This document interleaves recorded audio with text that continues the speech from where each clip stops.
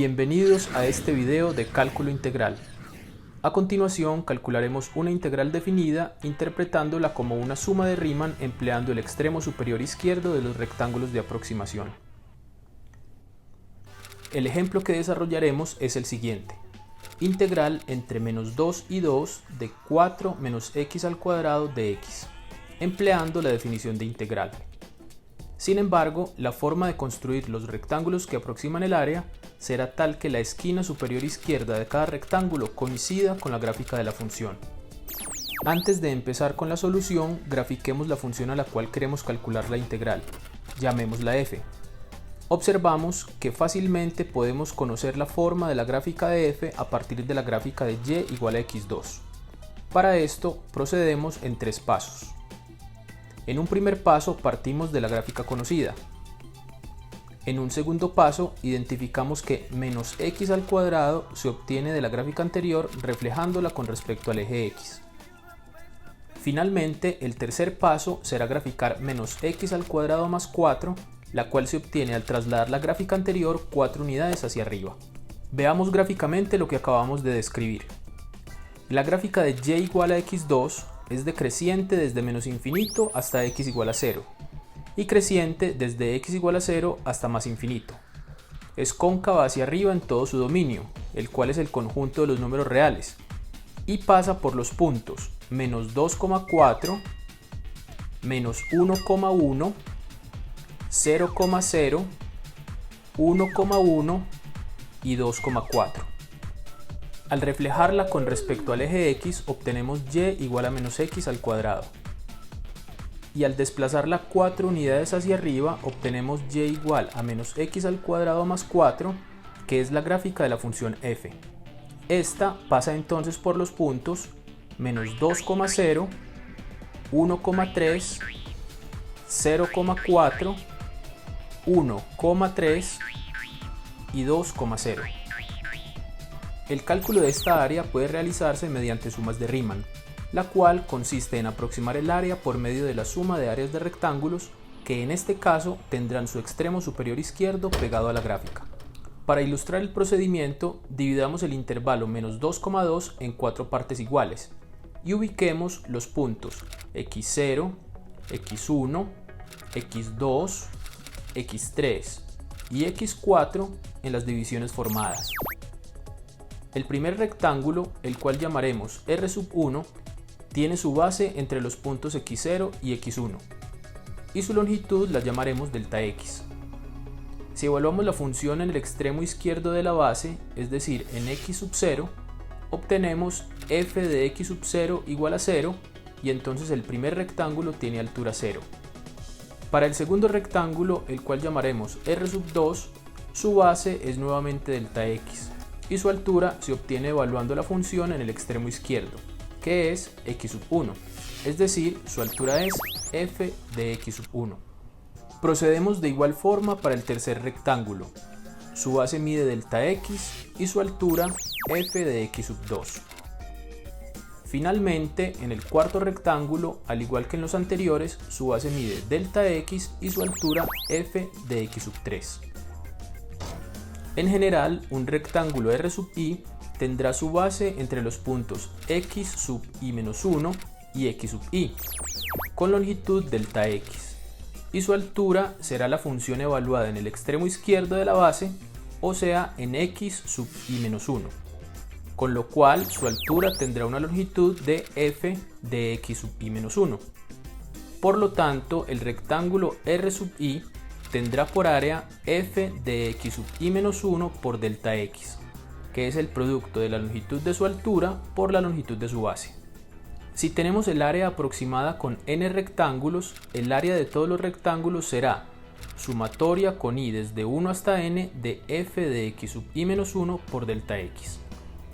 La única diferencia que existe entre tomar los rectángulos evaluando el extremo izquierdo de cada base y evaluando el extremo derecho está en que al usar el extremo izquierdo la altura es f de xi-1, mientras que al usar el extremo derecho es f de xi. Si el número de rectángulos tiende a infinito, entonces la suma de las áreas de los rectángulos será el área buscada. De esta forma, la integral entre a y b de f de x puede verse como el límite cuando n tiende a infinito de la sumatoria con i desde 1 hasta n de f de x sub i menos 1 por delta x, donde delta x, que es la longitud de la base de los rectángulos, es b menos a sobre n y x sub i es a más i veces delta x. Iniciamos calculando delta x. Tenemos que el límite superior de integración b es 2 y que el límite inferior es menos 2. Por lo tanto, delta x será 4 sobre n. Ahora, como a es menos 2 y delta x es 4 sobre n, entonces, si ponemos el término positivo primero, concluimos que x sub i es 4i sobre n menos 2. Con esto podemos calcular fácilmente x sub i menos 1. Basta que en la expresión anterior reemplacemos i por i menos 1, con lo cual x sub i menos 1 es igual a 4 por i menos 1 sobre n menos 2.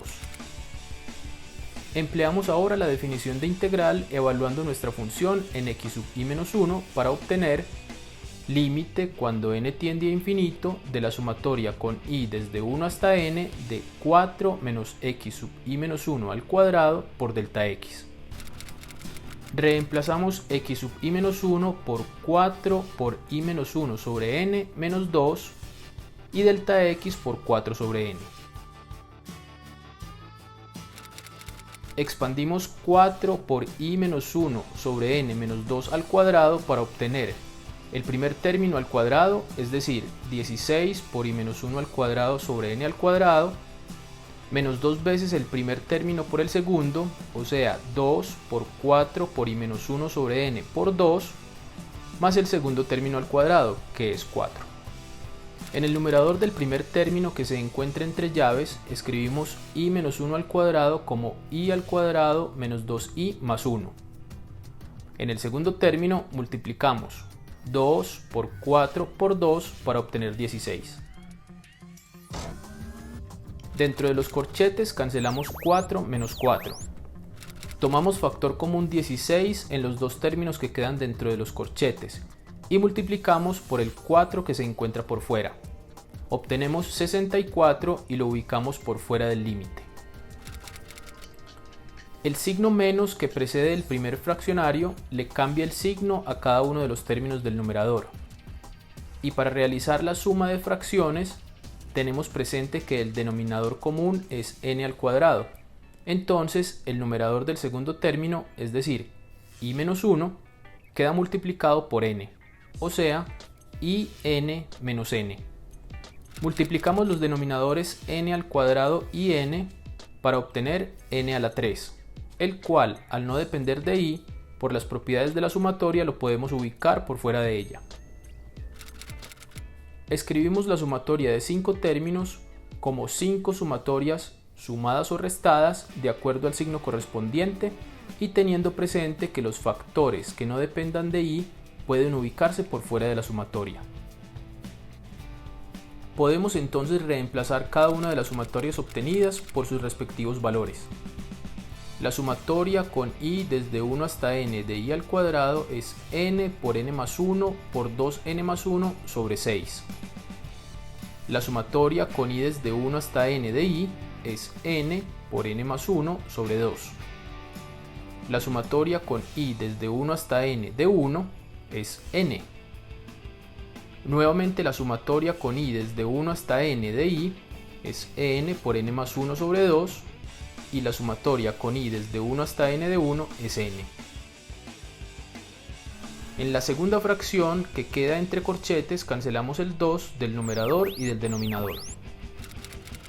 Multiplicamos el n a la 3 que tenemos en el denominador por fuera de los corchetes por cada uno de los términos que se encuentran por dentro.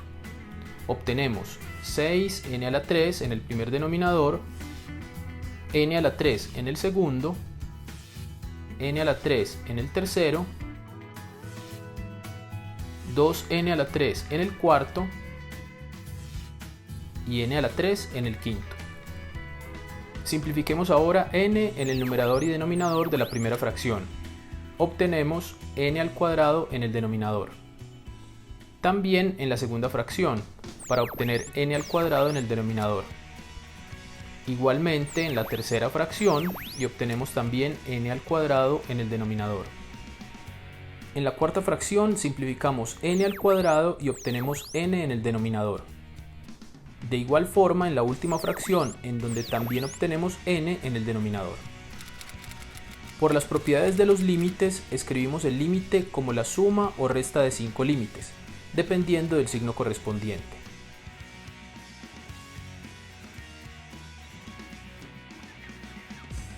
En el numerador de la fracción que aparece en el primer límite, escribimos el producto de n más 1 por 2n más 1 como 2n al cuadrado más 3n más 1.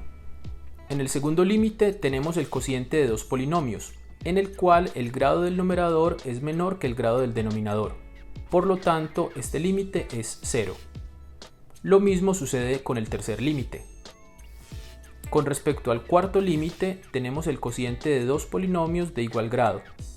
Por lo tanto, su resultado es el cociente de los coeficientes de los términos principales, es decir, un medio.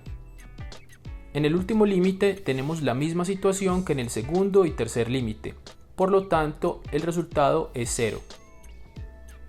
Tenemos entonces en nuestra expresión tres términos que son 0. Con respecto al límite restante, se trata del límite cuando n tiende a infinito del cociente de dos polinomios de igual grado. Sabemos que su resultado es el cociente de los coeficientes de los términos principales, y teniendo presente el signo que precede a la fracción, el resultado es menos 2/6. Tanto el 64 que aparece como factor en el primer término, como el 6 del denominador del mismo son divisibles por 2. Luego, al simplificar, obtenemos 32 tercios. En el numerador obtenemos 32 por 2, que es 64, y en el denominador 3. Teniendo en cuenta que el denominador común es 3, nos queda menos 64 más 32 por 3 en el numerador. Concluimos entonces que el resultado es 32 tercios. Retomemos. Hemos calculado el área bajo la gráfica de la curva por encima del eje X entre x igual a menos 2 y x igual a 2. Es decir, la integral entre menos 2 y 2 de 4 menos x2, y este resultado es 32 tercios. Hemos llegado al final de este video. Hasta pronto.